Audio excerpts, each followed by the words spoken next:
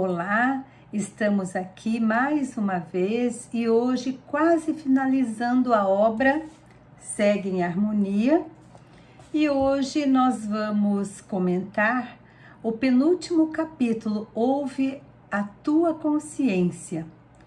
Tantos aprendizados, e hoje, quando eu fui gravar o vídeo, eu fiquei pensando que a primeira beneficiada somos nós, porque essas mensagens foram realmente enriquecedoras.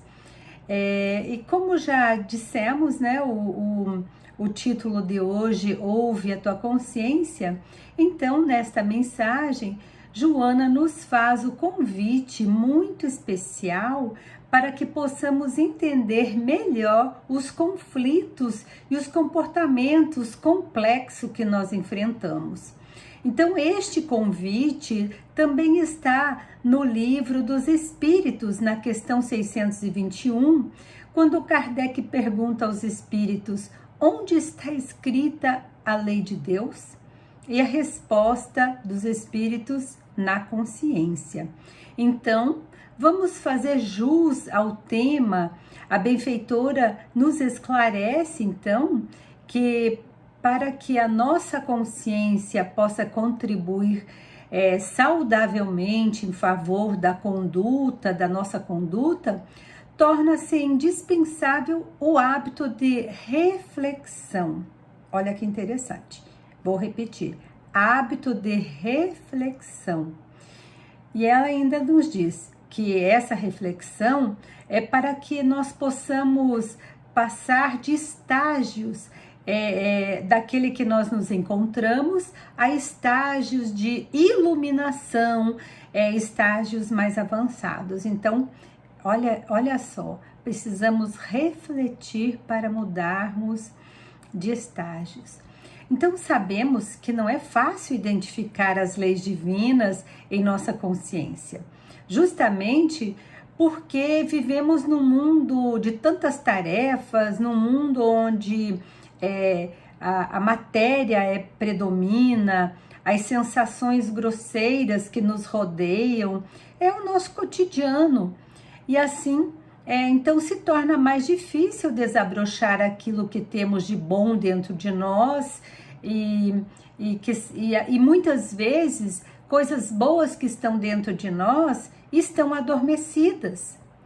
Mas de qualquer sorte, é bom saber que temos potencialidades e podemos desenvolvê-las. Às vezes, o que nos falta é conhecê-las e trabalhá-las. É por isso que a veneranda Joana de Ângeles nos convida a adquirirmos o hábito de silenciar e buscar entender as procedências da ansiedade, dos tormentos íntimos e de muitas vezes que nos acompanham. Então, isso acontece porque normalmente nós não silenciamos, estamos sempre com a nossa mente em movimento e agitada.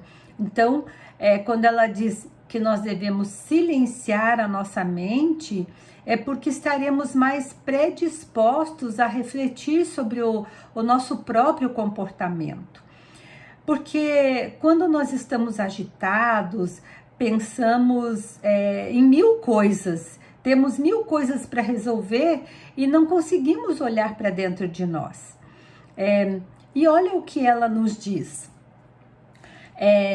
que nós não conseguimos nos enxergar. E com o silenciar da mente, conseguimos entender melhor a procedência e a presença do que acontece em nossa tela mental. Principalmente daquilo que nos aflige, daquilo que nos traz alegrias. E assim, quando a gente consegue silenciar, acalmar a nossa mente, nós conseguimos enxergar com mais segurança o que é edificante ou aquilo que é prejudicial para nós. Então, nós reforçamos aqui o exercício necessário para que a gente possa nos autoavaliar, refletir daquilo que é bom ou não para nós. Muitas vezes nós agimos por instinto ou impulso quase que automáticos, e isso dá vigor à natureza animal, quando poderíamos agir com serenidade e paz. Então, essa serenidade e paz nos leva a adquirir conhecimentos por meio da lógica existencial, ou seja, usarmos a razão como ferramenta da forma mais correta de pensar sobre o que existe dentro de nós, no nosso íntimo. Então, por isso que ela diz, para usarmos a lógica, né? Ou seja, a razão, porque é diferente você usar a lógica do que você usar o instinto.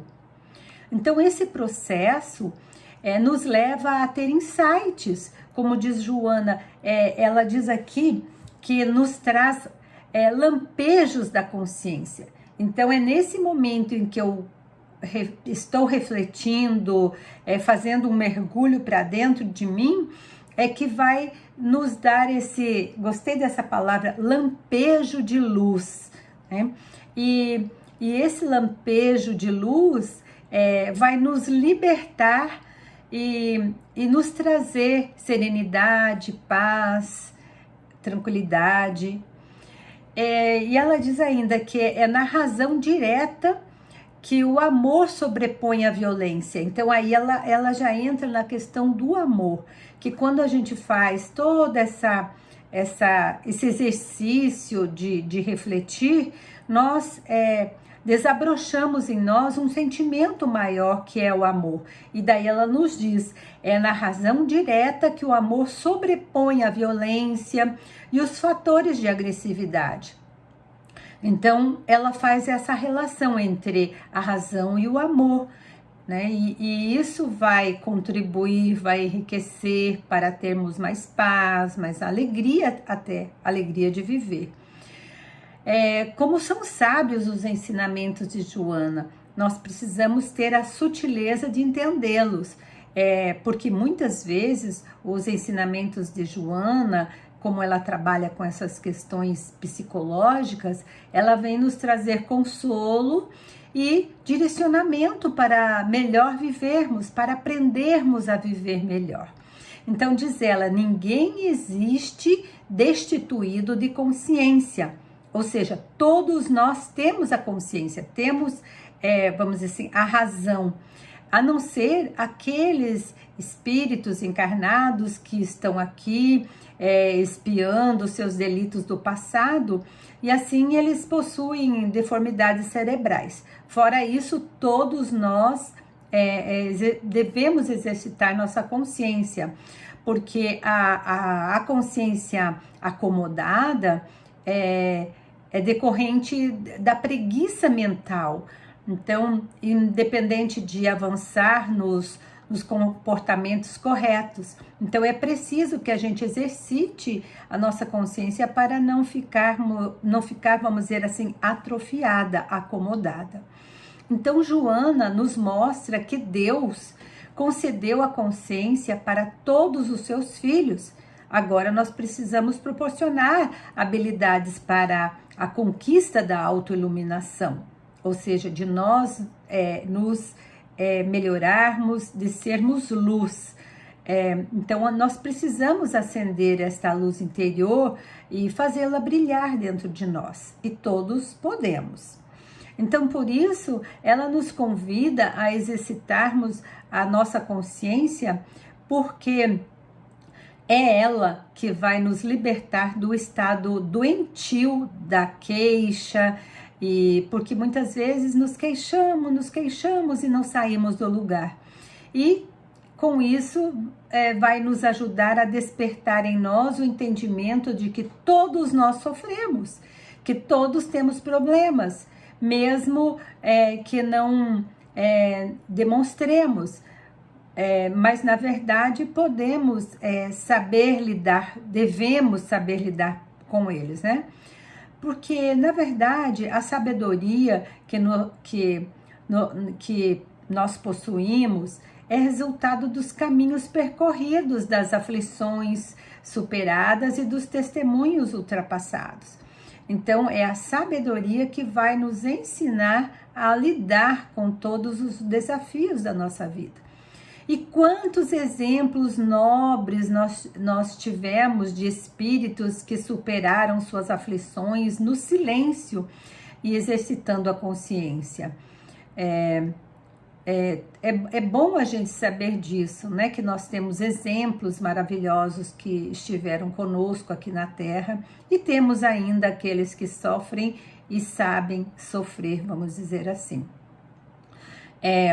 Se nós conseguirmos ter esta reflexão diária, nós vamos vencer esses desafios, porque como diz Emmanuel também, né? Ele diz, tudo passa. Então, outra orientação que a veneranda nos traz é que nós precisamos evitar expor nossas vivências, nossas dificuldades, como se fosse a mais importante do mundo. Quantas vezes nós reclamamos, porque eu sofro com isso, com aquilo, nos sentimos os vitimados desta dor. E ela nos orienta que nós devemos evitar pedir aconselhamento para os outros, para terceiros. Mas por que ela pede para a gente evitar? Porque nós vivenciamos aquele momento e nem sempre o conselho que nós vamos receber do outro é uma regra para nós, porque cada um passa por uma dificuldade e aquele conselho que recebemos não necessariamente possa ser o melhor para a nossa situação. Então, o que nós precisamos aprender é ouvir a voz do nosso coração, da nossa consciência. Precisamos entender que cada caso é um caso, que somos uma unidade e uma unidade muito complexa e especial. Então, cada um tem as suas dificuldades e se fizer esse trabalho interior, saberá lidar com ele, porque nós nunca estamos sós. Nós sempre teremos junto a nós os nossos espíritos bondosos que nos cuidam, que nos guiam, nos trazendo as informações corretas, mas é importante sabermos que nós precisamos estar nesta sintonia, ouvir a voz do nosso coração e da nossa consciência. Lembrando também que quando nós delegamos a outra pessoa para nos aconselhar, muitas vezes nós queremos, na verdade, um reforço daquilo que nós gostaríamos de ouvir, ou aquilo que para nós é agradável e compensador. Nós podemos analisar quando a pessoa vai nos dar um conselho e nos mostra que não é por este caminho, muitas vezes nós não gostamos desse conselho. Então, Joana nos diz que esse comportamento ele é inconsciente, é uma forma de autodefendermos, porque aquilo que poderia acontecer diante do conselho que o outro vai nos dar, pode ser transferido para a responsabilidade dele. Então, se acontecer no caso de não dar certo aquele conselho, a gente diz, o outro que me disse, o outro que me aconselhou. Então, nós transferimos o resultado dependendo do resultado. É que nem tem um ditado que eu gosto muito que diz assim, quando a pessoa vai fazer uma comidinha boa, ela diz assim, se estiver boa, fui eu que fiz. Mas se não estiver boa, foi ele quem fez. Então, é mais ou menos assim. Por isso, a benfeitora, ela nos alerta que o crescimento intelectual, assim como a natureza moral, é trabalho contínuo, sem interrupção, sem dar saltos. Então, é a passos lentos, é uma coisa muito íntima, é aquilo que eu preciso para me melhorar. Então, a cada momento, uma conquista nova, um descobrimento que muitas vezes ele está incorporado nos conteúdos registrados em nossa mente. Então, quando nos propomos a ouvir a voz da nossa consciência, seremos inspirados principalmente a oração que nos fortalecerá. Vejam bem, a oração.